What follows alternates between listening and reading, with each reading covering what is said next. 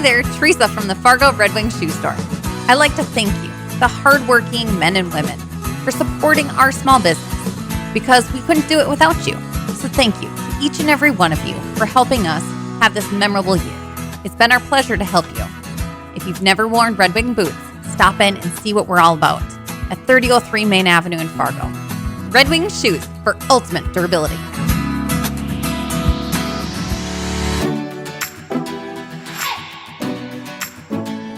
Good morning, everyone. Happy Monday. It is January 12th. Lisa Lydia Scott with you here this morning.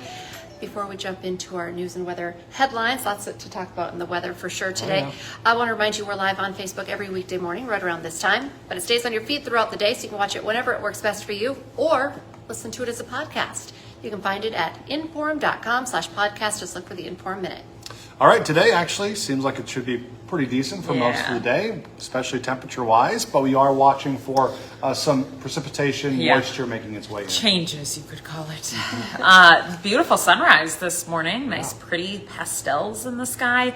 Setting us up for a nice January day. Temps in the 30s, near 40 today. 36 in Forks and 38 in Fargo, so we'll do some decent melting today. Not too much for wind out of the southwest, 5 to 15, maybe a gust to 20. So you might notice it this afternoon, but still a pretty decent day with a partly sunny sky. That's about 20 degrees above average for this time of year. We stay in the 30s overnight tonight and into tomorrow, but there is just a little bit of moisture moving through. Could be some rain, could be some drizzle, could be a little bit of mix in spots as temperatures flirt with freezing overnight.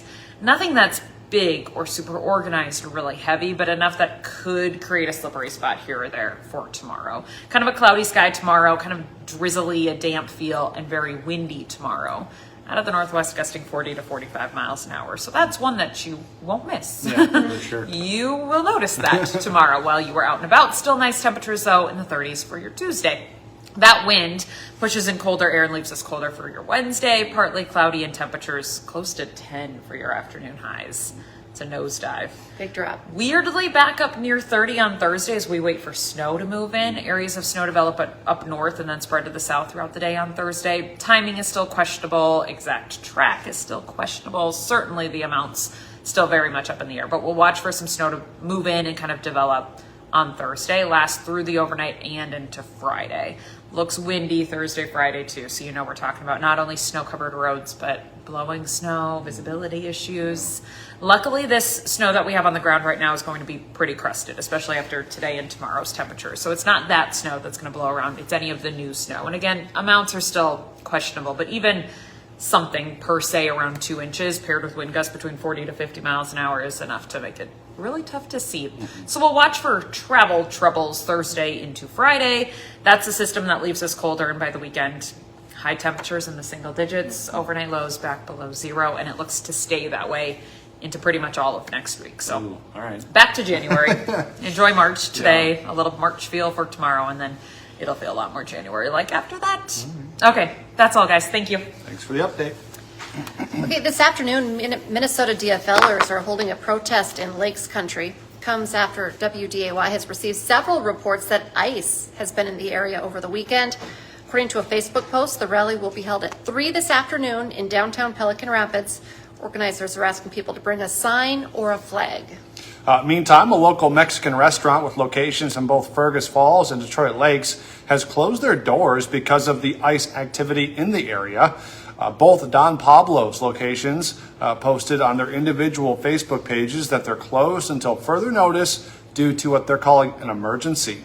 WDAY was alerted to ice activity in Otter Tail County on Sunday. We asked them through their Fergus Falls business page if the closure was due to that ice activity. They said yes, and that they're just trying to protect their customers and employees. We're working to find out exactly how long they might be closed for. Today, Minnesota Lieutenant Governor and now U.S. Senate candidate Peggy Flanagan is making a stop in Lakes Country. The stop is part of her statewide tour ahead of precinct caucuses on February 3rd. The event is in Detroit Lakes at 10 o'clock this morning at Buck's Mill Brewing. This morning, we are working to learn more about a homicide on the Spirit Lake Reservation. It happened on Sunday. The Spirit Lake Tribal Council has identified the victim as Jesse Clark Davis. He was known in the community as JC. Tribal officials say a suspect has been taken into custody, but they have not publicly identified that suspect because the person is a juvenile. Investigators are combing through the Fargo landfill for evidence in the disappearance of a West Fargo woman. They're looking for evidence connected to the disappearance of Isadora Wangle. She was last seen on January 5th, a week ago. The search comes after police and the SWAT team served a search warrant Friday night on Calico Drive South, just south of Anderson Park.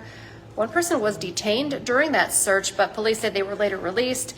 Of course, we're going to keep following this story, so stick with the newsletter for updates. Today is the State of Downtown event. Mayor Tim Mahoney and Police Chief David Zabolski will talk about some of the successes in 2025 for downtown Fargo and what they hope to see and improve for this year. That's going to be at the Jasper Hotel from 5 to 7.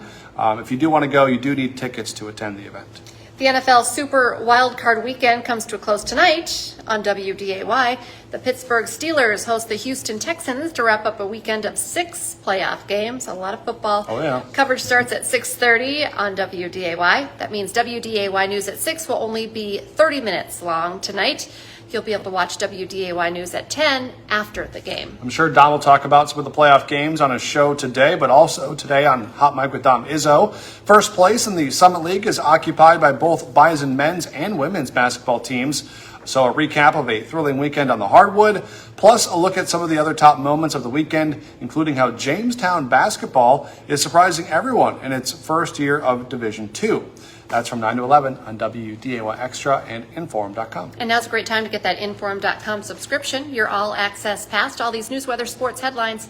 You can get 99 cents a month for your first 3 months. A lot of great deals. Go to Inform.com/subscribe to check them out. And join us the rest of the day for our newscasts as well. Our next one's at 11, then 4, 5, 6, 9, and 10.